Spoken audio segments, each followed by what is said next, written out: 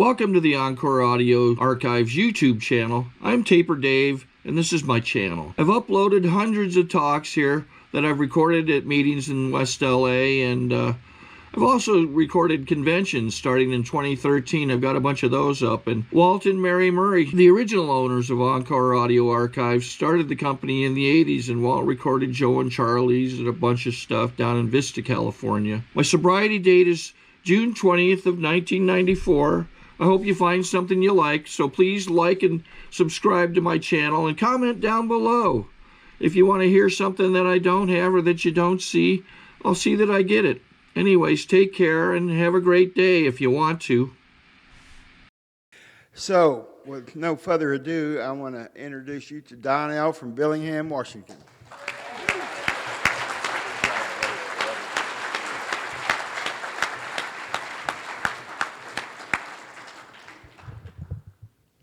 Hi, everybody. I'm Don Landis. I'm an alcoholic.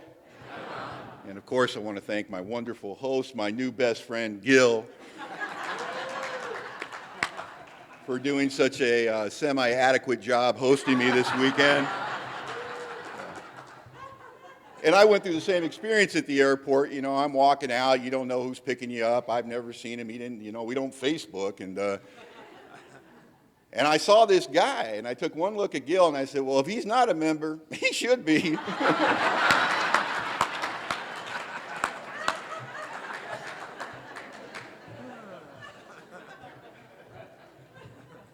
Got that connection. And I want to thank Ray for extending the invitation to come and participate this weekend. And I've had a truly wonderful time here at the Coastal Bend Jamboree. And it'd be remiss of me not to take a moment and thank the other speakers. And I have my little chart here because there's so many of them. I don't want to forget to thank. You know, we had Joe T. and Jeff V. and Deb H. and Palmer G. and Nancy A. and then last night, Bill N. And let me tell you something. You'd have to travel far and wide, look high and low, and you'd still be hard-pressed to find 6 recovery talks on the same weekend under the same roof, the quality of the talks we've heard this weekend. They've just been remarkable. Just remarkable.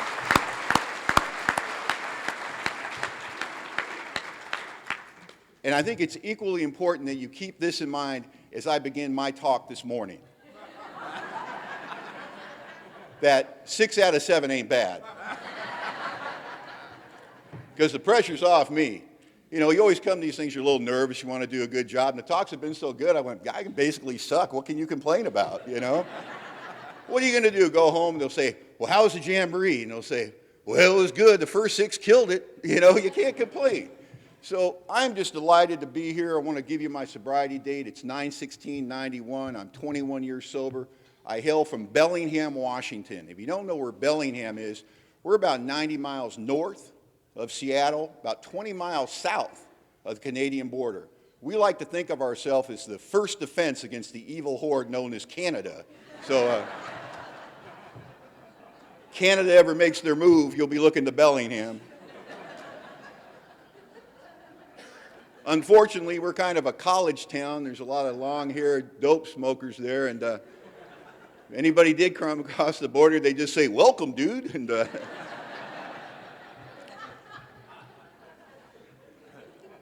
but I'm delighted to be here this morning. I'm absolutely delighted to be a sober member of Alcoholics Anonymous. It is the outstanding characteristic of my life. Not the only characteristic of my life, but the most outstanding, the most important, the most beloved, the one that all good springs from is my membership in Alcoholics Anonymous, and I'm just delighted to be here with you this morning. And what I'm going to do in a general way is I'm going to tell you a little bit about what I used to be like and what's happened to me and what I'm like today.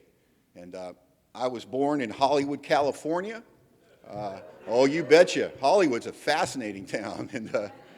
And there's a lot of money in that town. I mean, my goodness, there's mansions built on cliff sides with city views and Bentleys in the driveway and live-in gardeners and live-in maids and cantilevered swimming pools, and that is not the part of Hollywood we grew up in. And no, we grew up in the lowlands, and you know, it was street gangs and pimps and hustlers and drug addicts and alcoholics, and it was wonderful. I mean, it just What a great playground for a budding alcoholic to grow up in. And, you know, I am not unlike many members of Alcoholics Anonymous. You know, we get to come here and we get to live an entirely separate, different life, almost indistinguishable from the previous life once we get sober. And what a unique experience to be a human being and say, I've lived two completely separate lives, so different you can set them on other sides of the room. But if you're lucky and you're like me, and you arrive in Alcoholics Anonymous a victim, if you arrive in Alcoholics Anonymous and you read the big book and you're looking for the chapter entitled, What to Do When You Know It's Their Fault, maybe what's happened to me will happen to you. And what happened to me allows me to stand here today and say I have two very different childhood stories. Now, I have the childhood story that I dragged into Alcoholics Anonymous with me, and it's very tragic. And in fact, if I tell it just right, hopefully somebody in this room will feel sorry for me. Now, that was always my intention when I told that story. And it's a story about my father who, when I was 2 years old, got off the couch, said he was going out for a pack of smokes, and we never saw him again. And that wasn't unusual for the neighborhood I grew up in, lots of single moms raising kids in that street. And it's about my mom's alcoholism. And it's about seeing the things as a young man growing up you shouldn't see. It's about having to step over my mom and my latest uncle naked on the floor to go in the kitchen and get some Cheerios and get myself off to school when I'm 7 years old. It's about those cab rides to Children's Hospital when I'm 6 and 7 and 8 with my mom saying, tell them you fell down or they'll take you from me. All those things that I had just hardwired into me, that I was quick to tell those stories. And those stories, when I came into Alcoholics Anonymous, it's not that those things didn't happen, but they were my badge. They were my explanation. They were my reason why I had never made it in the game of life, why life always felt too big for me. You see, if you only understood where I came from, if you only walked a mile in my shoes, you wouldn't judge me so harshly for the way that I live and the way that I drink. And I had all that stuff hardwired. But a funny thing happens when you come to Alcoholics Anonymous and you get a sponsor. Sponsors will mess up everything.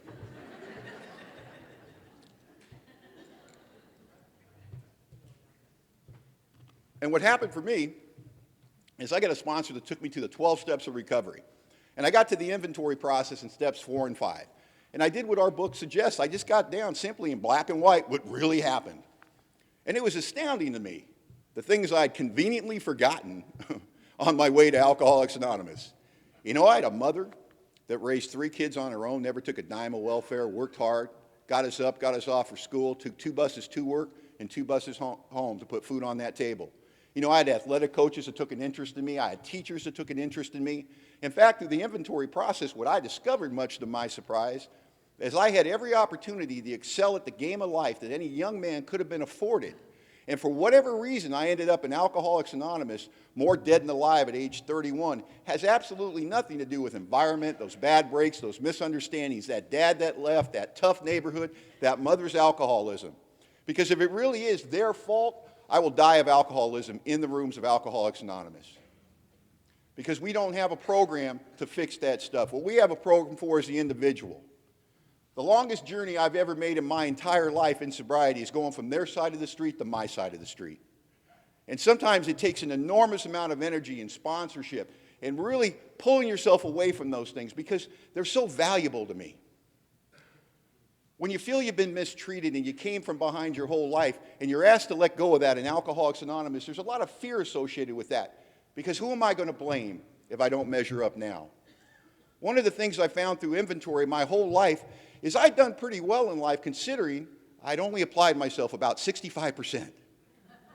And I thought I was embarrassed about that, kind of unique, and then I found out that should be one of the 20 questions, you know. Did you ever really try? No. Welcome, you know.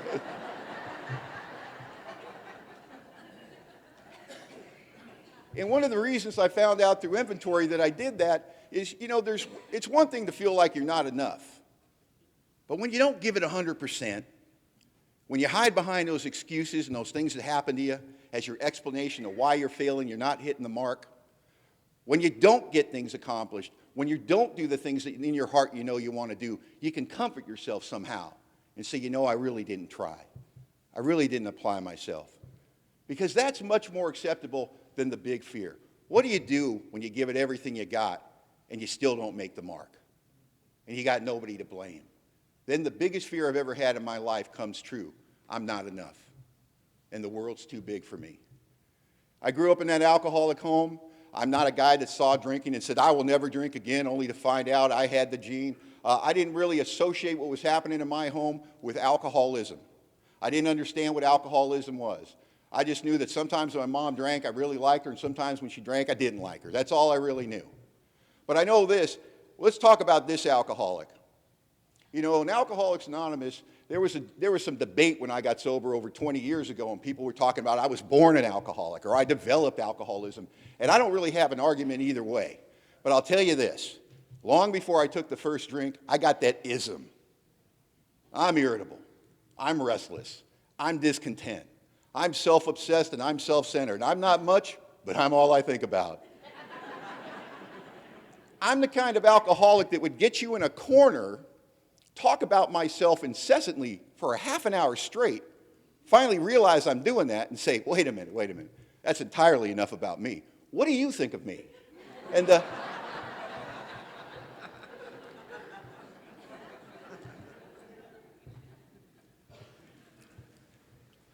I'm not the guy that had to come to Alcoholics Anonymous to know how to do an 11-step review, because when I was a little kid, every night I laid in bed reviewing my day. Isn't that something when you're pre-alcoholic and you look at your life and you've already got that disease of perception? Because I don't know about you, but when I added up as a kid, the tally never comes out right. It's always, oh, I shouldn't have said that. Why didn't I say that? Why did I do that? I'm never happy with the results of my life. Wherever I'm at, it's okay, but I know it's going to be better over there. And I know it's going to be better with those people. And it's not... The interesting thing is I don't really have any stories about not fitting in. That's not my story. I mean, I went to the right schools, I played the right sports, I took the right classes, I dated the right women, and I got to tell you, I excelled at all of it. And I did it with the guys that were doing that stuff. And they were fulfilled by it. Isn't this great, Donnie? Aren't we happy, Donnie? Isn't this terrific? And I'd say, yeah. But inside where my soul lives, it's like an itch I can't scratch. It's just not getting it. It's not working for me, and I don't know. There's something wrong with me, and I can't put my finger on it. Irritable, restless, and discontent. I come to Alcoholics Anonymous, and they say one of our big trademarks is there's a class of people where the first drink is concerned. We will take the same action over and over again, thinking somehow it'll be different this time. And as a sober alcoholic, as a sober member of Alcoholics Anonymous, I tell you, drunk or sober, as a class of people, we will do that with every aspect of our life. And that's one of the things my sponsor wanted to look at. When I came to Alcoholics Anonymous, I had been brainwashed. Now, if you're new here tonight, you have probably undergone some tremendous brainwashing while you've been out there running and gunning, ripping and tearing. And you walk in here, tore up from the floor up, beat up from the feet up, and you are brainwashed by the people that know you the best. Your family members, your husbands, your wives, your kids, your parole officer, your district attorney. And these people have been telling you seemingly your whole life, if you just didn't drink, everything would be terrific. And I came to Alcoholics Anonymous under that misconception that drinking was my problem. If you had asked me why I was in AA, I would have said, I have a drinking problem. And the first thing my sponsor told me, he said, you don't have a drinking problem. And I about fell out of my chair. And I told him the LAPD would beg to differ with him. And what he explained to me is if I had a drinking problem, that would be overcome by simply stopping drinking. And he asked me to describe what happens to a guy like me when I stop drinking. And what happens to a guy like me in short order when I stop drinking, when I make the decision to stop drinking, it is a pure, intuitive, logical, coveted decision. I want to stop drinking. I can visualize how my life is going to be better.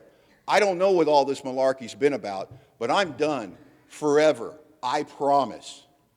For 2 days, for 4 days, 17 and a quarter days. And at some point in that process, I start to get irritable, restless, and discontent. I start to wonder why I can't drink. I start to miss it desperately. And I've been brainwashed, so I'm confused and I'm baffled.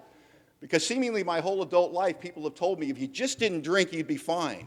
And every day that goes by since my last drunk, I'm getting further and further away from just all right. And I'm starting to go plain crazy sober. So if you're new here tonight and you're here in your first 30, 60, 90 days, and you're not happy, welcome. And if you're going to meetings with happy, shiny people that are just so damn glad to see you and they don't have any problems, they walk hand in hand with God down the broad highway and you just want to kill them. Welcome.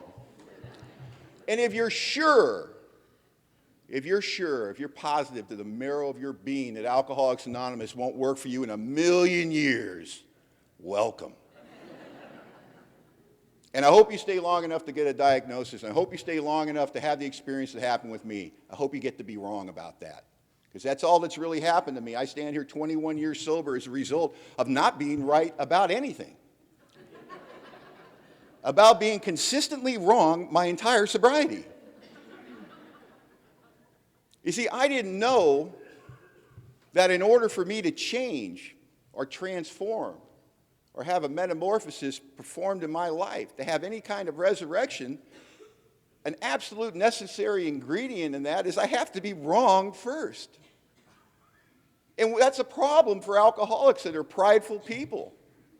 We're the only class of people I know that can lay in the gutter and as people walk by go, man, where'd you get those ugly shoes?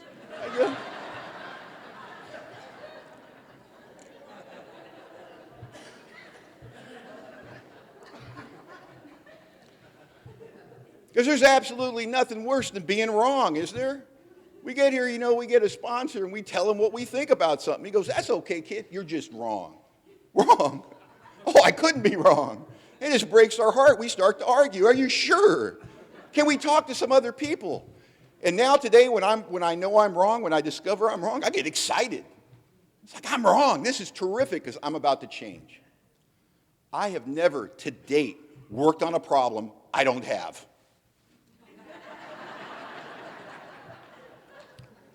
I've never done a quick 10-step on my marriage. Said, okay, this is what she did. This is what it affects. This is it. Okay. My part in it. Look at that. Nothing.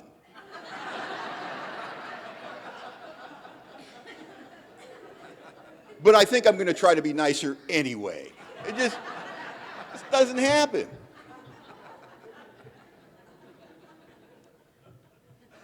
We just can't tell you when you're new. We can't say, listen, a big part of what we do here in Alcoholics Anonymous is we learn to be master detectives about ourselves and discover where we're wrong.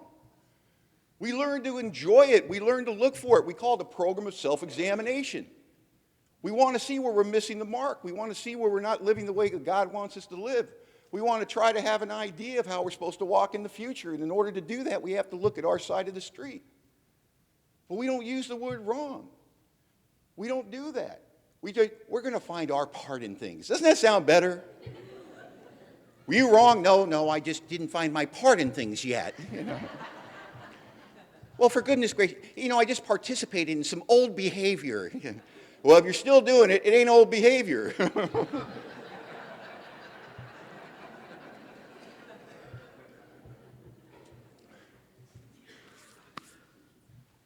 Every area of my life, I took the same actions expecting different results. And all alcoholics I know are the same way. We're the only class of people I know that will divorce somebody, a couple years later, remarry the same person. It happens all the time in AA. Not only that, the other members think it's a good idea. Well, hell, it may work this time.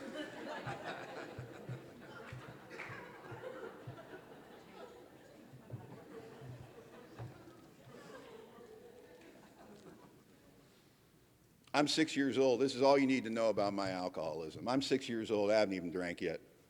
Goofy little pre-alcoholic, self-obsessed, sitting in the sewing room, playing with a bobby pin. I look to my right, there's an electrical outlet. I remember thinking, looks like it'll fit. And I reached over, bam, and I got shot across the room, and my fingers are smoking, and my hair's standing straight up. And I remember thinking, did that just happen?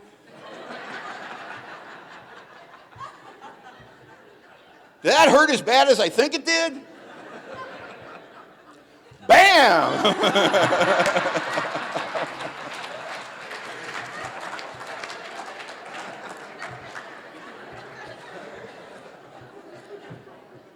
Now, based on the way that I lived my life until I came to Alcoholics Anonymous, I guarantee you I would have went for 3, but I was unconscious. That was the only thing that stopped me. And don't we do that with our life? Take the vehicle of our life and slam it into a wall, drop it in reverse, and get a running start. I know there's a hole here somewhere. And you have to come to AA and get a sponsor, and he says, go around the wall. And I never would have thought of that. It's like physics. I got no hard feelings about alcohol. Sometimes I hear people speak, or I hear people talk in my home group. And my home group is the SOS Men's Group. And we meet on Wednesday nights at 7 o'clock at St. James Church on 14th Street in the Fairhaven district of Bellingham. A very good meeting, a lot of young guys getting sober, a lot of old guys staying sober. We are a group that respects the traditions, and we move as one. And we have a plan in place for when the new man walks in the room, he is made to feel welcome. It's kind of Alcoholics Anonymous I feel comfortable in. A little plug for my home group. And if you're in the Bellingham area, guys, I hope you come by and see us. And girls, if you stop by, we'll direct you to a good AA meeting, but we are a men's group.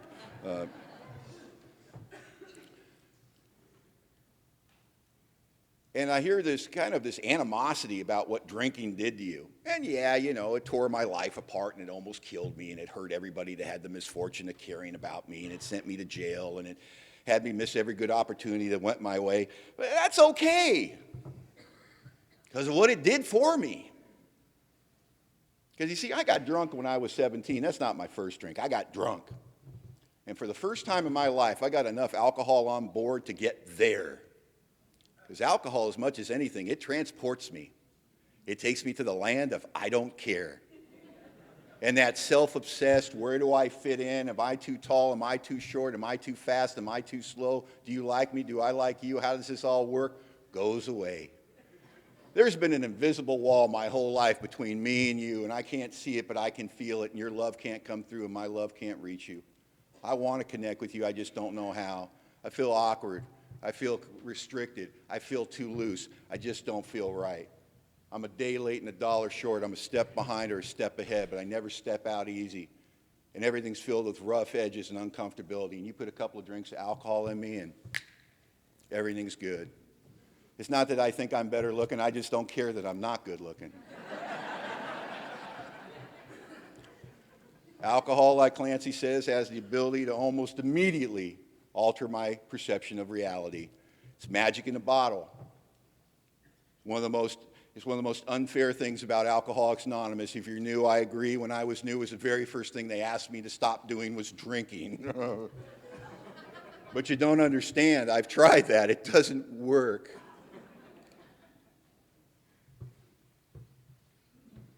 And the early part of my drinking, it's free. I'm not getting any real trouble.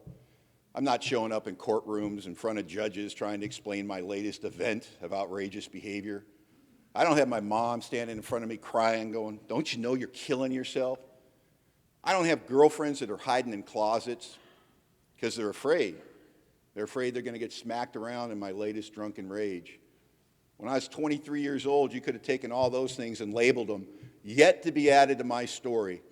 And I was having such a very good time with the drink when I was 23, going up the ladder in business, dating up a storm, making a ton of money, running 100 miles an hour, doing it with the guys that were doing that. I was having such a very good time, so convinced that this is what I had wanted my whole life.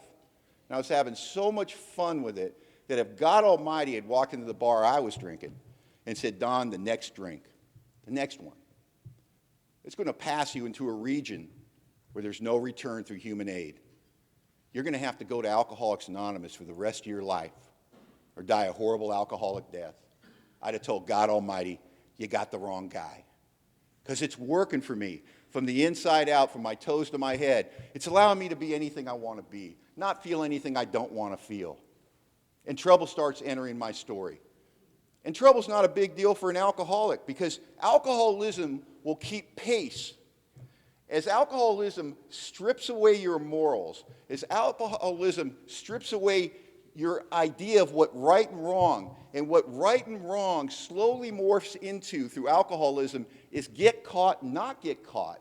Why this process is going on, my alcoholism will give me the needed tools to keep drinking the way I need to drink, to have the effect of alcohol produced in me that I need to be on the planet. And the two best friends that alcoholism ever gave me were justification and rationalization. And you got to have those. If you're going to go the distance as an alcoholic, you got to have those friends on board. You have to be able to go to jail, and when you get out, and you're standing in front of the people that love you the most, looking for an explanation, you have to look them in the eye and be able to say with all authenticity, well, everybody goes to jail once in a while. Everybody crashes a car once in a while. Everybody cheats on their old lady once in a while. And justification and rationalization kept me going. Because here's the problem with my alcoholism. It looks different from the outside than it feels on the inside. When you love me and you have the misfortune of loving this alcoholic, my alcoholism looks painful to you. And because you care about me, you want me to stop doing what you perceive to be something that's tearing my life apart. And what you cannot understand is the only comfort I'm experiencing on a daily basis is the times when I do have alcohol in my system. And because I know nothing of alcoholism, I don't know how to explain that to you. I don't know how to tell you why I'm doing these things to you. I don't know how to explain why I go to jail and swear off and 12 hours later I'm drinking again. But now the story has changed and I'm just not going to go back to the bar and I'm just not going to do any narcotics. I'm just going to change the vow that I made. It's not a problem for me until it's a problem for me. I cannot tell you how many times I've had a girlfriend standing in front of me, crying her eyes out. Don't you know how I feel? Not really.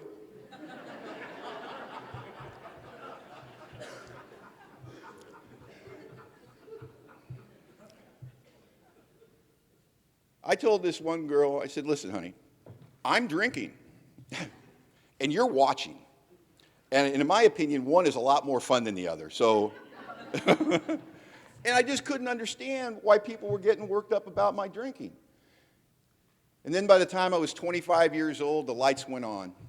Every negative aspect of my life, every heartache, every failure, every plan I put into action and failed to hit the finish line, right alongside that was to drink alcohol. And I got it. All those years they've been talking to me about my drinking, and now finally I agree with them. The drink's killing me. And what I was experiencing for the first time in my life is discussed at length in the big book of Alcoholics Anonymous. For the first time in my life, what I had was known as self-knowledge. And self-knowledge is not delivered by the court system, by your wife, by your husband, by your kids, by your employer. Self-knowledge comes to you, in my case, in a dirty motel room, 3 o'clock in the morning, drunk on a dirty sheet. Nobody knew where I was. And there's all this screaming in the room.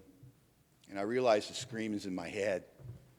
And this voice keeps screaming all over and over and over again. You're dying, kid, you're dying. And I got self-knowledge, and I swore off alcohol. But I had a big problem. Hadn't been to Alcoholics Anonymous, so I couldn't have read your big book, and I couldn't got to the part in the big book that says for the real alcoholic, he will absolutely be unable to stop drinking on the basis of self-knowledge. That's just crazy, isn't it? You know why? Because I'm a man. You know what a man does when you find out you have a problem with something? You just knock it off, for Christ's sakes. Just knock it off. And I knew I was just going to knock it off with my drinking. And I did not come to Alcoholics Anonymous. It's for weak people. And I didn't get a sponsor. And I didn't get a home group. And I didn't work your 12 golden steps wrapped in a ribbon of promise. And I quit drinking without you. Thank you very much. For 2 weeks. And once again, that 2-week period is completely different from the inside or what it looks like from the outside. Because in that 2 weeks, the outside stuff starts looking better. Laundry starts getting done. Start showing up to work 5 days a week, which is kind of new for me at that point in my story. And showing up at the family functions. If I say I'm going to be there at 6, it's magic. I'm there at 6. People are very impressed. And I was getting all the affirmation and all the attaboys that you think anybody that just made a life-changing decision would want to receive. And they're saying all the right things. They're saying, we're so glad you quit drinking, Don. We thought you were going to die. And it's all going to be okay now, Donnie. And I want to believe them, you know. I want to believe that. And I'm saying this stuff back to them. I'm parenting that same kind of stuff. Yeah, this is great. I don't know what that was all about. Thanks for hanging in there with me. You know, I'm working out again. Everything's terrific. I'm just like the guy in the book, you know. And the book describes this period of my life so perfectly. It says, now and then, a problem drinker being dry at the moment says, don't miss it at all. Work better, feel better. As alcoholics, we know inwardly our man is fooling himself. He's like a scared little boy whistling in the dark to keep up his spirits. He would do anything to take a half a dozen drinks and get away with it. And then the most important part of the reading, he will try the old game again because he's presently not happy with his sobriety. And the reason I think that is so important is that's written about a guy who hasn't gotten sober yet. That's written about a guy with no Alcoholics Anonymous. That's written about a guy who's trying to get sober on the basis of self-knowledge. I must never think as a sober member of Alcoholics Anonymous that description does not apply to me. I know what makes the big hurt go away. I know I'm a recovered alcoholic, but I also know I'm not cured. I have a daily reprieve based on the maintenance of my spiritual condition. I know that if I arrive at a place where I am not happy about my sobriety, and I camp at that place where I am not happy about my sobriety, the clock is ticking. It is only a matter of time for this alcoholic, if I stay irritable, restless, and discontent, even in the rooms of Alcoholics Anonymous, surrounded by you, it is only a matter of time before I drink again.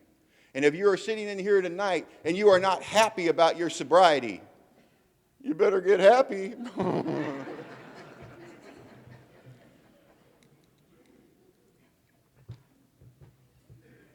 And it's tough when you're new. And if you're new here and you feel like drinking, you might think you're doing something wrong. You might be going to open meetings of Alcoholics Anonymous and everybody that shares in the meeting doesn't have any problems. And God loves them. And they've got it all figured out, and they haven't had an honest desire to take a drink in a long time. I suggest you read our literature. Something very helpful, the very first story in the big book of Alcoholics Anonymous is Dr. Bob's Nightmare. You won't have to read the whole thing, just read the first paragraph. Dr. Bob says something very interesting. He says, unlike most of our crowd, I didn't get over my cravings for liquor much in my first 2 years. Wow. He said, but at no time was I ever close to succumbing to that. But he had cravings for drinking for his first 2 years of sobriety. That's one of our co-founders. Now, how in the world did Bob want to drink for 2 years, yet he didn't pick up a drink? Well, the instructions are included in the first 164 pages of the big book. What Bob and Bill discovered is the way that you don't drink is you carry the message of love and hope to the next alcoholic in front of you. You see, but what I know about the big book of Alcoholics Anonymous is it's an instruction manual. You see, the big book of Alcoholics Anonymous is the menu, but it is not the food. You see, I only get fed if I'm willing to take the actions dictated in the first 164 pages. Until then, it's just reading. It's just hypothesis. It's just intellectual. It's just more self-knowledge. I pulled the big geographic in '85. I went back to Boston because the problem was Los Angeles. All my Lodi friends were in LA, and I'd go there, and then I found out, much to my chagrin, they drink in Boston. I think they drink more. And I stayed there for about 3 years until I wore out my welcome, and I came back to LA. And one thing about alcoholics, we're amazing. We are like cats thrown outside a second-story window, you know, just whoosh, ow, and we just land on our feet in a three-piece suit at a job interview, you know, and we get the job, and why should we hire you? Why should you hire me? Let me tell you why you should hire me. I got the best job I ever got in my life in the end of 1990, towards the end of 1990, and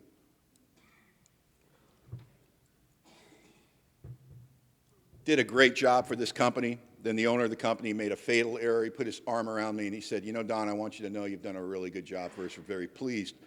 And I have a translator in my alcoholic brain. And what my translator said is, you can slack off. And the old behavior started coming in. I start missing work. I start showing up drunk. And I got fired from that job for my drinking, which was something that had to happen for a guy like me to finally start looking at myself. And I called up my sister in Simi Valley, California, and I said, you know, Pat, they done me wrong. I played the victim card after all I've done for them, and I need a place to stay to get on my feet. My sister said, you can come stay with me, but if you drink, you're gone. Because everyone knows I'm a drunk by that time. And I stayed in my sister Patricia's home for 9 months, and I drank every day in that house. And if you don't know how you do that when they're watching you, well, maybe you're not a sneaky rat like I am. I got no problem drinking around your schedule. I'm unemployed. What time do you go to work in the morning? 7 a.m., bar's open. And at that point, I'm not drinking to kid myself I'm better looking or to feel closer to my friends. I'm doing light switch drinking. I'm doing oblivion drinking. I'm getting the whiskey on board hard enough and fast enough to shut off my head so I can go into a blackout, so I can pass out in this room I'm mooching off of my sister, so I can come 2 hours later to face the hideous four horsemen. Terror, frustration, bewilderment, despair. They sat on the end of the bed and they waited for me to come up from my latest drunk, and then they talked to me about my life and my own voice in my own head, and they said, who are you going to hurt today, Don? Who are you going to rip off today, Don? You know, Don, you've taken every good thing that's ever come your way and you've torn it to shreds, and now the last person in the world that loves you, your beautiful sister, Pat, now you're stealing from them and you're lying to them and you're dying drinking in their house. How's it going to end for a guy like you? And I don't know what you do with a head like that on a hangover morning, but I just took another pull off the jug, and I swore it was going to go down that way and end that way for me. I got an unemployment check in September of '91. I went up to my brother-in-law, Larry, and I said, Larry, can I borrow your car? I got my check. I'd like to go cash it. And Larry said, Don, will you be coming back? And the reason he said that is I borrowed his car a few times that summer and gone out on little vacations, we'll call them. And I'm an alcoholic. The 12 and 12 says my outstanding characteristic is defiance. So I got right in Larry's face and I said, how dare you? You know, the last time this happened, I apologized to you.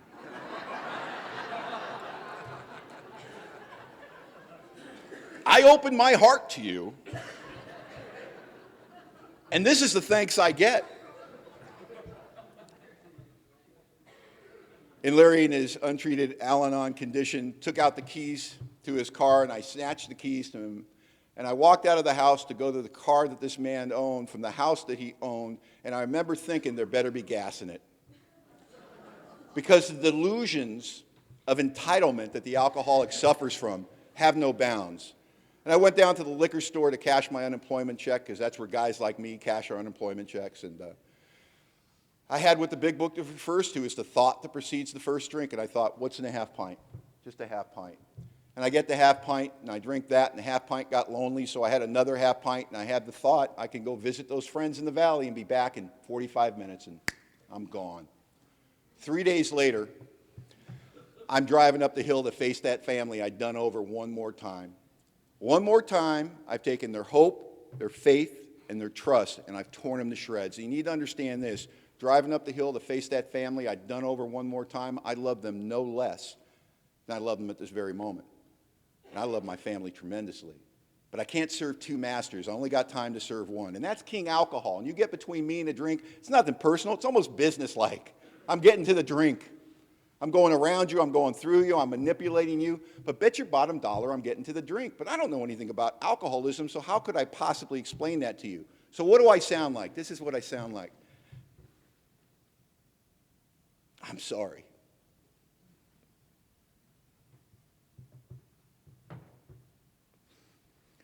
I do not mean to treat you this way. It just got away from me. Can you give me another chance? And it got hard for my family to give me those second and third and 30th chances as I just kept roaring through their life like a tornado year after year after year. And they're confused and they're scared, and I'm confused and I'm scared because I don't know what's happened to me. And I can't stop drinking, and I know I'm dying. I find out that there was a big fight in the house while I was gone, and my brother-in-law wanted to report the car stolen, and my sister has negotiated him down to a missing persons report.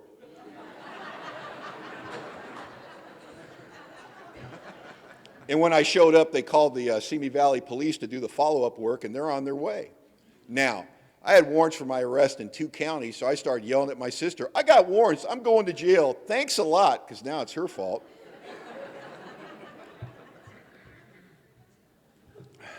I don't want the interview to go on in front of the family because I don't know what I'm going to be saying, but I'm fairly certain I will be lying. So I go outside to wait for the police, and I see the black and white unit roll up, and on the side of the black and white unit it says canine. And I think, great, they brought the dog. Like I'm in any shape to make a run for it. And the cop got out and he started asking me those hard, tough questions like, where were you? And everything I remember is illegal, so I'm lying. And he's looking at my eyes really hard because they're like Chinese road maps and they're rolling up in my head. And I don't like him locking eyes with me, so I break his gaze and he breaks with me. So now we're dancing and interviewing. And I do not feel well. My hands are getting wet. And I just want to divert his attention, and I point to the dog in the back seat, and I go, "Is that your partner?" And he goes, "Why, yes, it is." And he walks over and opens the door, and this dog gets out, German Shepherd, not a hair out of place, like a Rin Tin Tin reincarnate. And with no prompting on my part, he started to relay facts to me about the dog's life. The dog is 3 years past mandatory retirement. They just can't retire him. He's too good. The dog has participated in more arrests than any dog in the history of Ventura County. The dog has participated in more arrests and rescues than any dog in the history of Ventura or Los Angeles County. This dog was so phenomenal that the officers took a collection out of pocket to send him over to Europe for international competition where he kicked butt on German Shepherds. Right? No.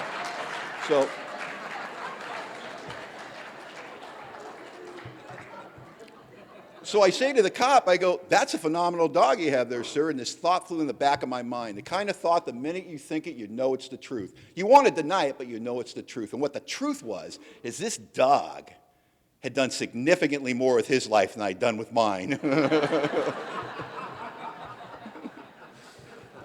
I hated that dog.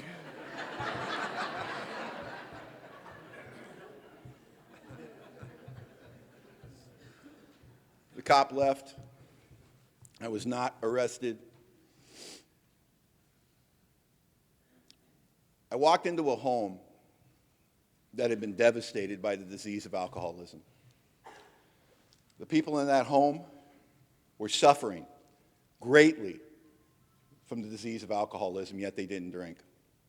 And their only mistake was they loved an alcoholic. They had been severely damaged by alcoholism by nothing more than the close proximity of the sufferer. That they had been exposed to me repeatedly over and over and over again over the years, and my alcoholic life, which felt the only normal one to me, was the only normal one for them. And my sister, well, I was going to say looked at me, but she couldn't look at me anymore. And she looked at the floor and she said, "You've got to go. You're going to die, and you can't die here. You're tearing us apart. You're going to end my marriage. I just can't watch you die anymore." And you would think I'd be moved by that, but I'm an alcoholic, and I'm selfish, and I'm self-centered, and it's all about me. And I turned on the waterworks, and I begged for another chance. And I said, "I got nowhere to go. Please, just give me another chance. Give me a couple of days to get it together. I'll go to AA and everything." And then I looked behind me to see who said the last part, because I got to tell you, 24 hours before I got here, I wasn't thinking about AA. And it's not like my sister really believed I was going to go to AA. I mean, my first 2 weeks in Alcoholics Anonymous, my sister took me to AA and brought me home from AA. You know how that makes you feel when you look the way I look and you get in your older sister's compact car at the end of the night after the second AA meeting, and she's driving you back to her place, and she says, "So, Donald, what'd you learn in AA tonight?" Just, probably the most important thing that can ever happen to somebody in Alcoholics Anonymous happened to me on my second night in Alcoholics Anonymous. A big guy named Lou I brought a little guy named Mark E over to me. He said, "Don, this is Mark. Mark's going to be your sponsor." And then he walked away. They assigned me my first sponsor in Alcoholics Anonymous. I knew nothing about Alcoholics Anonymous. I didn't know that's not done everywhere. I understand now because I've been going to thousands of meetings since then that I hear it in almost every meeting I'm in. Get a sponsor, get a sponsor, get a sponsor. Well, find somebody that has what you want. What do I want when I'm new in Alcoholics Anonymous? Oh, I don't know, maybe a pharmaceutical rep with a spare Cadillac?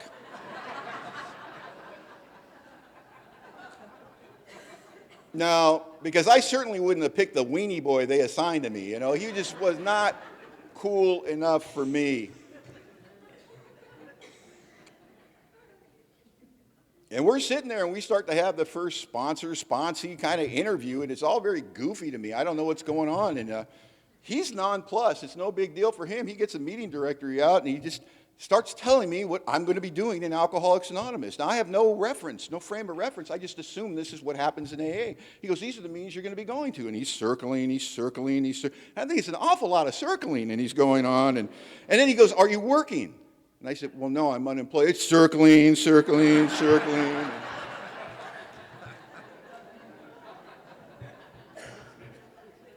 He gets me a big book, and he goes, don't bother reading. I know your eyes don't work. How did he know that? How did he know that on day 2 that my eyes weren't working yet?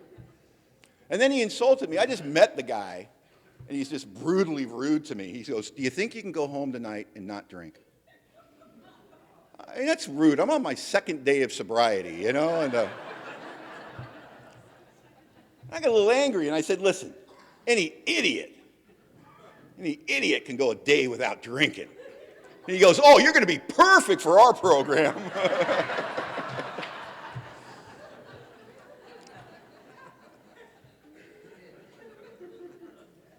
And he got up and he walked away, and I realized he never asked me how I felt about any of that. And that guy saved my life, man. He just got me busy in Alcoholics Anonymous. I'm going to the Simi Valley Alano Club, and the first couple of 3-4 days of my sobriety, I just sit at home all day long on the couch, just sweating it out.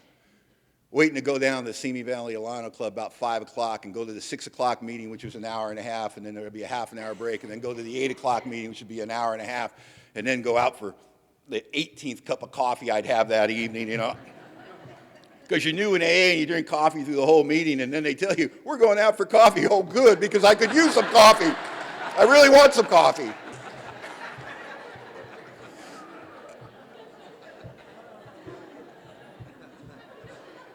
I'm just going to drink it in the bathroom, though, and save the walking, you know.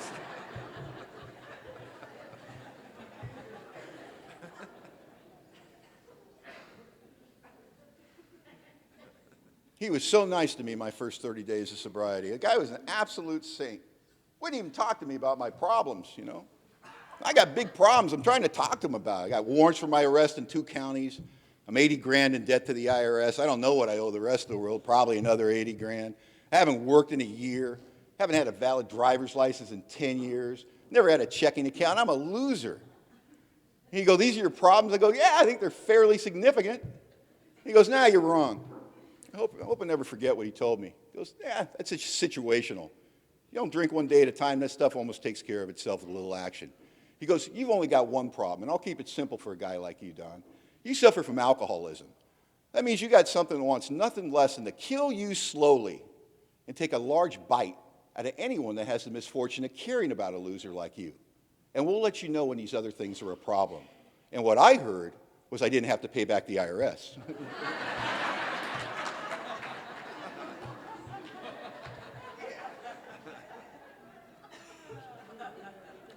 I found out I was wrong about that one, trust me.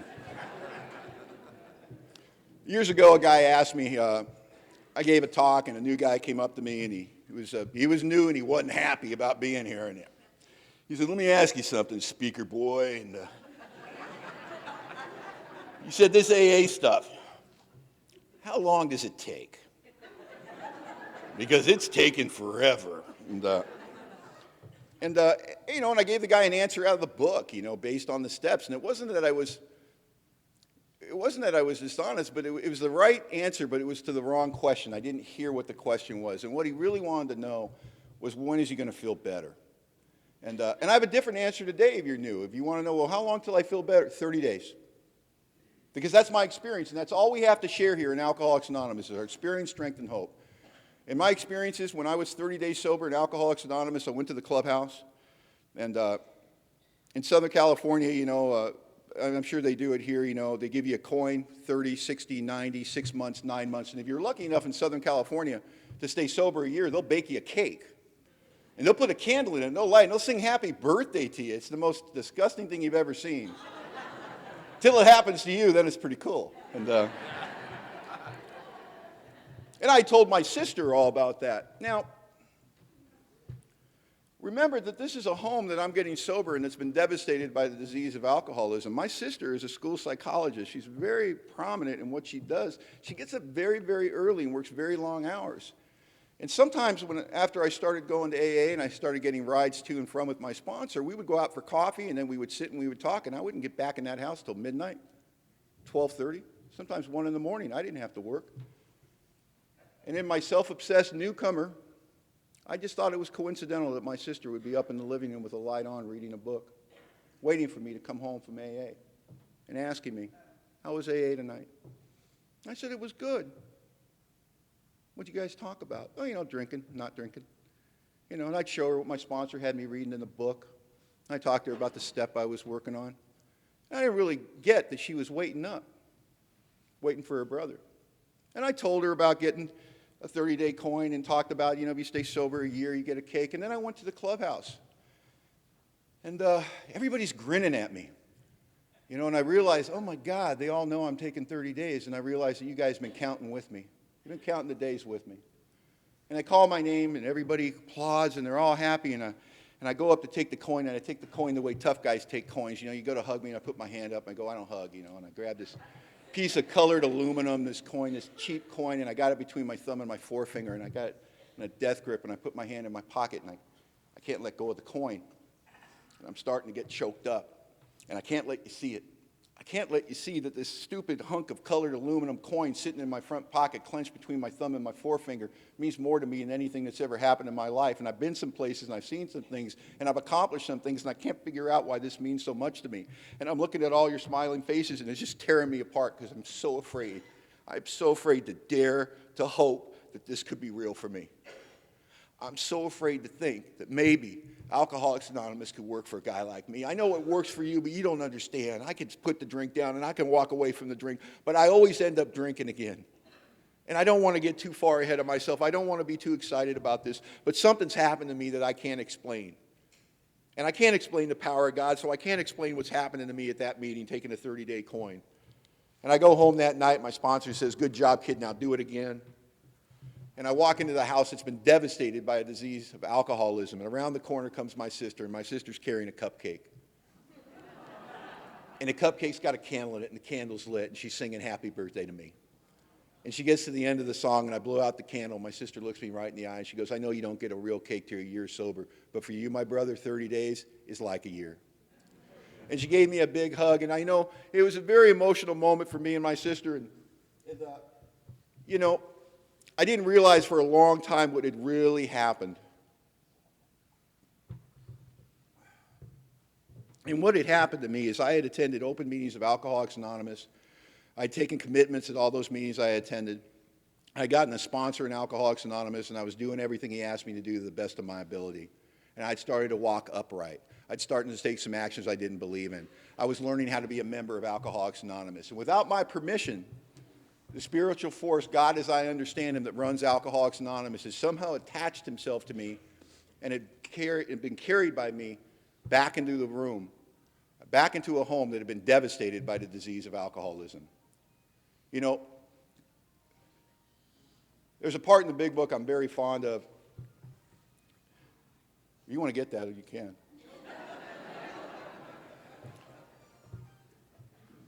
And the big book talks about the man or woman that come to Alcoholics Anonymous and what they find there. They say there's something about the electricity in the room. There's something about the light in the people's eyes. There's something there that lets the sufferer know that maybe they found safe haven at last. And I got to tell you that when we go to Alcoholics Anonymous and we get sponsors and we start working steps and we start to have that change, this loving God that we come to believe in here attaches himself to us without our permission. And we go back into our respective homes, occupations, and affairs. And I went into a home that had been devastated by alcoholism, a home where nobody had ever been to an AA meeting, read any AA literature, had never been to an Al-Anon meeting, read any Al-Anon literature, But there was something about me, something about my eyes, something about the energy I was bringing into that home after attending meetings of Alcoholics Anonymous that let those sufferers know that maybe they had found safe haven at last. And I think it's a remarkable thing that happens in the healing that occurs in our families. And I so enjoy the Al-Anon speaker, and I so believe in the family disease of alcoholism. I know that my sponsor believed in it also. My sponsor was a guy that was so big on the amends and taking the lead in that. He was a guy that absolutely believed what the book said, that a fumbling apology will not fit the bill, that we must take the lead, lest we be like the farmer that comes out of the cyclone cellar to see the devastation of this farm and remarks, "Nothing wrong here, Ma. Ain't it grand the wind stopped blowing?" Now, you see, I'm the farmer. I'm the guy that says, "Hey, I quit drinking. What's the big deal? How about I say I'm sorry, we call it even?" How about that? My sponsor had another plan. I'm 3 months sober, and my sponsor says, "Hey, what are you doing to say thank you to that sister of yours that's letting you get sober in her house?" And I said, "Well, I'm not drinking." He said, "That's mighty big of you." He said, "Go home tonight and ask her if there's anything you can do for her." And I said, "Okay." And so I went home that night and said, "Well, Pat, my sponsor wants to know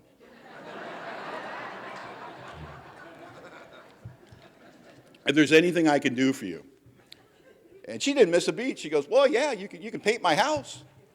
And I said, "Your whole house?"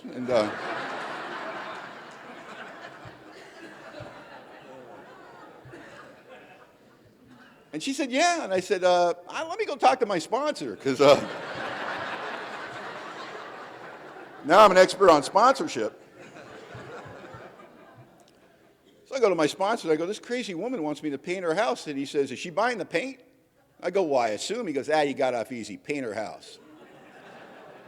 And I said, "I'm not even on the 9th step yet." And he goes, "Yeah, we're going to make a special exception just for you."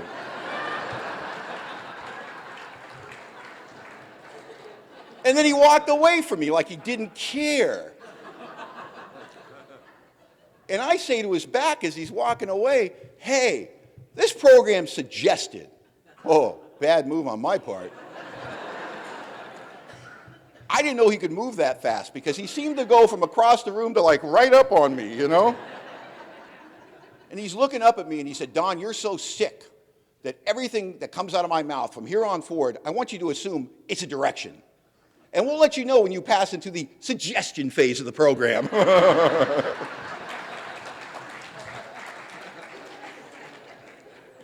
So I'm painting her house and I'm bitter. But it's penance, you know. This is what I get for being a crappy brother. This is what I get for drinking all that whiskey. This is what I get for stealing her car, and I'm painting her house. You know, I'll never know what that did for her. I know what she told me. I know the healing that she described to me and the joy she felt. But I know what it did for me. It got my eyes off the floor. I was able to look her in the eye again. It seemed the further I went into that paint job and the further I got going along with it, the better I felt about myself and the more I could be in the same room with her. And a little bit of that guilt went away.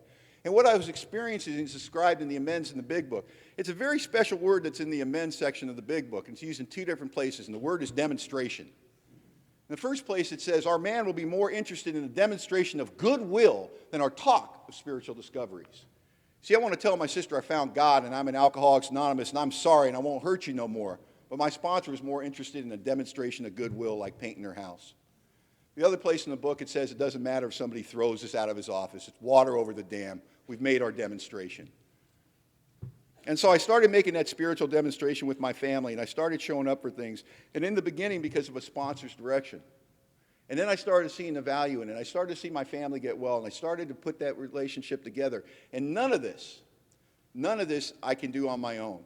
Everything that I've done in Alcoholics Anonymous for 21 plus years has been a direct result of the loving God that I found here.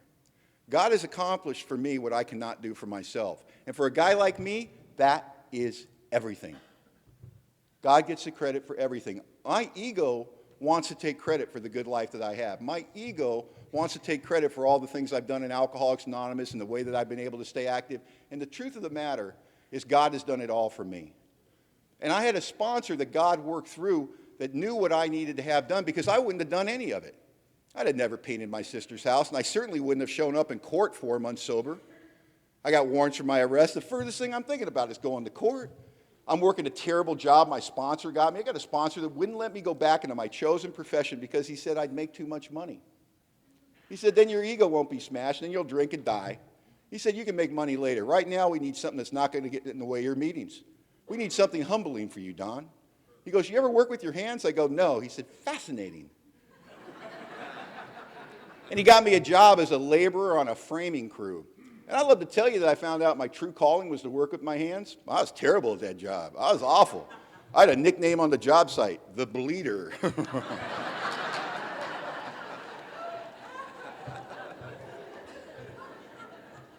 So I go to AA 2 meetings, and I'm going to 14 meetings a week, 2 meetings a night, going to work during the day with no sleep, because you know how it is when you're new, you don't sleep. You're so tired in the meeting, you know, old timers are hitting you to keep you awake in the second meeting.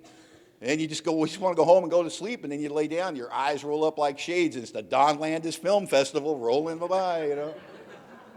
God, I thought I forgot that. Oh, I remember when I did that. 5th grade, you know, it's just terrible. I remember I was going to quit AA. Sponsor had me go to court. Didn't want to go to court. Says, we're going to go to court. You're off tomorrow, right? Yeah, we'll go to court. Okay, who are we going for? Oh, we're going for you. I said exactly what any newcomer would say. They don't even know where I'm at, you know. So I'm even removed from that in sponsor direction. You know, I got on the docket, and I'm standing there in my Salvation Army suit waiting for my name to get called, and they call my name. The judge is rustling the paperwork, and he says, you're late.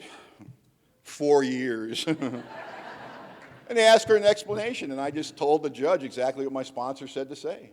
They said, well, until 4 months ago, I was drinking myself to death on a daily basis. I've been fortunate enough to become a member of Alcoholics Anonymous. I'm through here to sponsor direction to clean up the wreckage of my past. And whatever the court deems necessary for that to occur, I will do so willingly. Because I know it's coming. Because I'm grandiose. It's only a big deal because it's happening to me. And I didn't get off. You know, I had to pay back a lot of money and do an obscene amount of community service. I did so much community service at Salvation Army. When I was done, they threw me a party.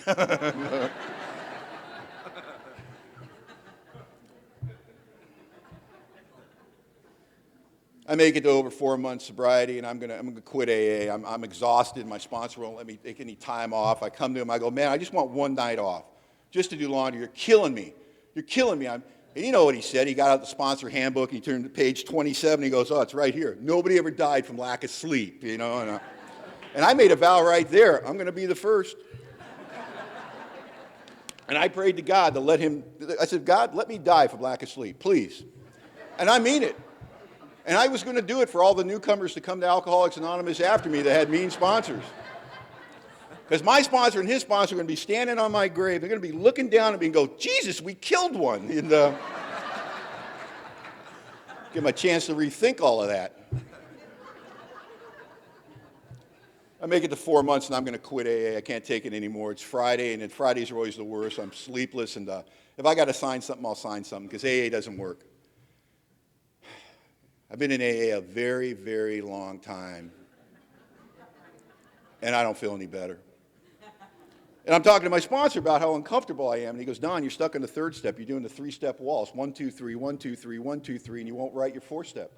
He goes, because you won't write your 4-step, you're always in the past and remorse, or in the future and worry. The past and remorse, the future and worry. And you have to be in the moment, Don, because the moment is the only place that you can experience God. You can only meet God in the moment. And you need to have God to have serenity. And you'll never have that as long as you don't write your 4-step. The moment, the moment. What's he talking about? I got a head like a beehive. I don't even know what he means. And so I know that's not it. Because I'm going to 14 meetings a week. I have commitments at every meeting. I'm reading the big book in the 12 and 12 on a daily basis. I'm quoting the big book in meetings. I sound really good. Isn't that good recovery? But I'm not working the steps, and I know that can't be it. And a guy that I call sponsor, I don't think he's so smart anymore. And he's telling me I got to write that 4-step, and I know he doesn't know what he's talking about. And I get up on Friday, and I'm going to quit AA. It's 4:30 in the morning, and I'm going off to a job that I bleed every day at. And I got my little pal lunchbox and my cheap meat sandwiches because it's all I can afford, and my framing bags. And it's 4:30, and it's quiet. Yeah, it's quiet everywhere at 4:30 in the morning. And I'm bitter, and I'm Gonna leave AA, gonna quit AA, just another thing that doesn't work for a guy named Don. I'm walking down and I'm all in my head and how sad it is that I have to leave AA. And then I saw him. A couple of Rottweilers. I guess they got out of a neighbor's house. And, you know, they're doing exactly what 90-pound Rottweilers do at 4:30 in the morning when they get out of a neighbor's house. They're jumping over hedges and they're rolling on their back on the grass. They're just having a ball. And it stopped me in my tracks, and I'm watching these dogs. And it lifted my spirit. Just watching their joyfulness and their playfulness with each other. And then they saw me.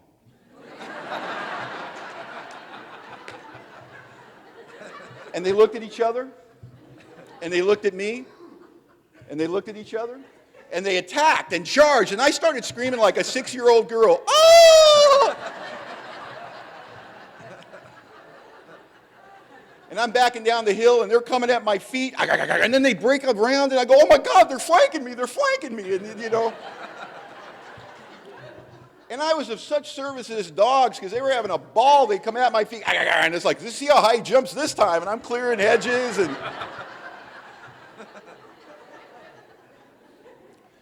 I make it all the way down to the bottom of the hill, and now I'm not leaving AA. At least not until I tell my sponsor my latest tale of woe.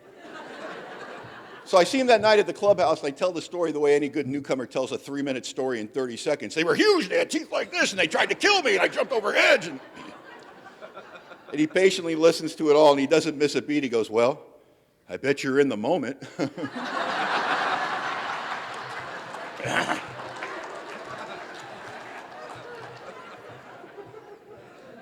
And then my very spiritual sponsor said, I know that God loves you very much, Don, and I love you.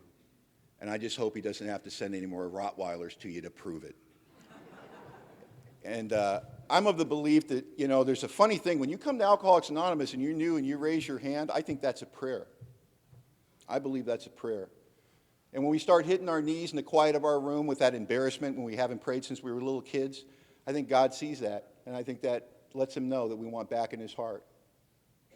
And I think when we go to meetings and we listen and we hug each other and we laugh with each other, I think that's a form of prayer and meditation.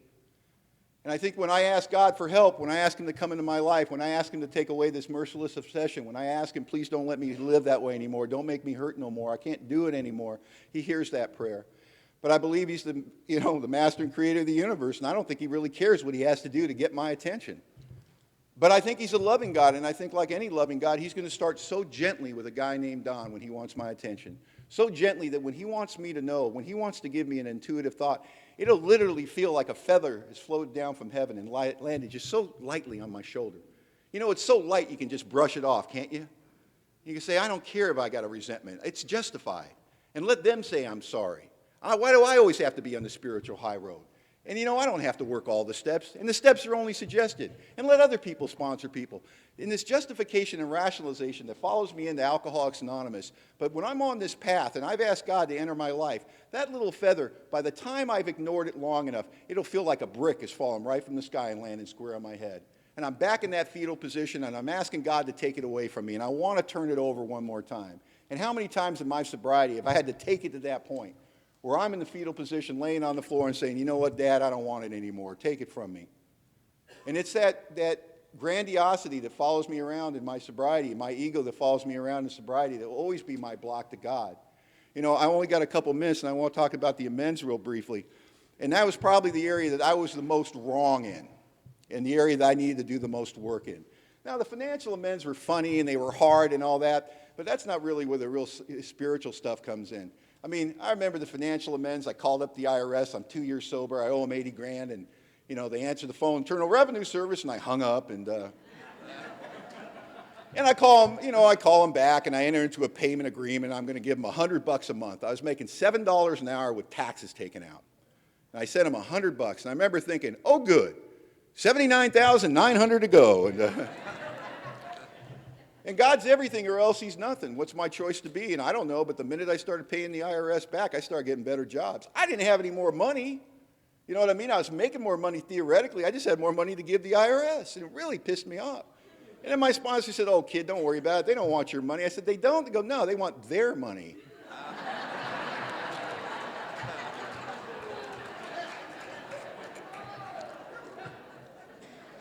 But here's the thing about the family amends, and any amends that I make. You see, I'm an alcoholic, and I have superpowers of perception.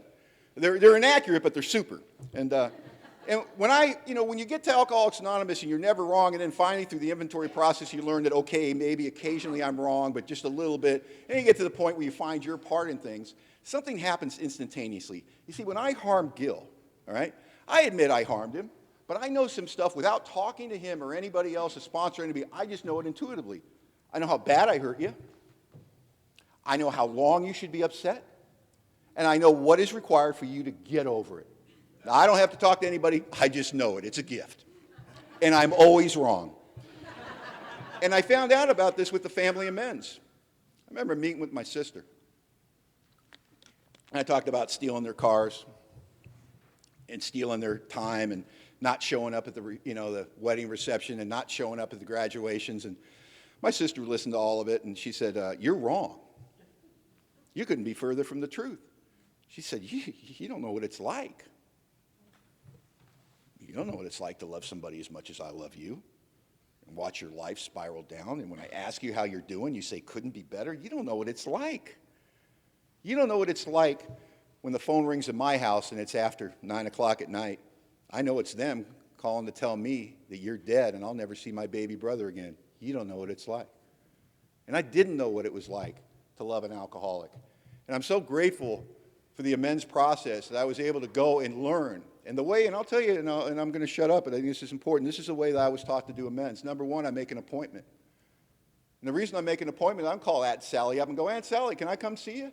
Well, what would that be about? Well, I can't see my favorite aunt. And I show up and Aunt Sally doesn't know why I'm there, and I lay this heavy-handed amends on her, right? And at the end of it, I go, so Aunt Sally, how has this affected you? You know what Aunt Sally's going to say? She didn't know it was coming. She's going to say, oh, honey, we're just so glad you're not drinking. Don't worry about a thing. And as a selfish alcoholic, I go, whoosh, dodge that bullet, and I've just screwed myself out of the biggest spiritual gift an alcoholic can get. It's called the truth. So instead, I make an appointment. I tell them exactly why I'm coming. I tell them what I'm going to do. And I tell them what I need for them. And I say, if you're courageous enough and brave enough, you can tell me how my behavior affected, because I really need to know it, because I'm only armed with my perception. See, my sponsor and I are handcuffed by my perception of the truth. And so my family knew I was coming, they knew why I was coming, and they told me exactly how I affected them. And that produced a humility in me, a true humility in me. Well, I know one thing, I never want to live that way again. And I want to tell you, we're going to go out from here. We had some fun this weekend, and I hope you keep the one thing in mind, that they're coming to Alcoholics Anonymous. They're out there right now. They're putting those final words on that last essay of destruction. They're putting the final stroke on that painting of despair. But they're coming to Alcoholics Anonymous. Bet your bottom dollar. And everyone in this room is uniquely qualified to carry the message of love and hope to the alcoholic who still suffers. And the question we have to ask ourselves, when your alcoholic shows up, are you going to be there? Because I have to be at my meetings, because this is our watch. Bill and Bob are long gone. This is our time in Alcoholics Anonymous. We are Alcoholics Anonymous, and we are responsible for it. And I hope we're all there when our alcoholic shows up. Thanks for listening.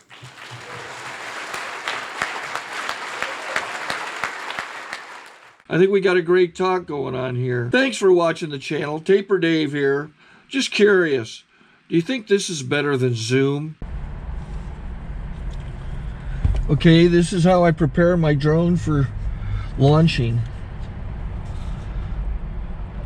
I like to do it inside the cab of my truck so I'm not standing outside in the weather. To install the joysticks for control, up and down, right and left, powered on. I have an Android phone that I use to connect it to the drone with. And it's actually controlled through the iPhone, through an app. Oops, wrong way. It's actually controlled through the iPhone, or through this Android phone, through the app. It's actually controlled through the Android phone, through an app, and you connect it through this short connection right here.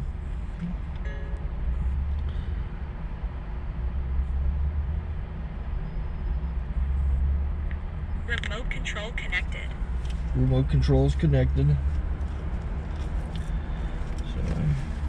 Pull out the drone. I have to extend the legs. Long legs extended first, then the short legs. Remove the gimbal protector.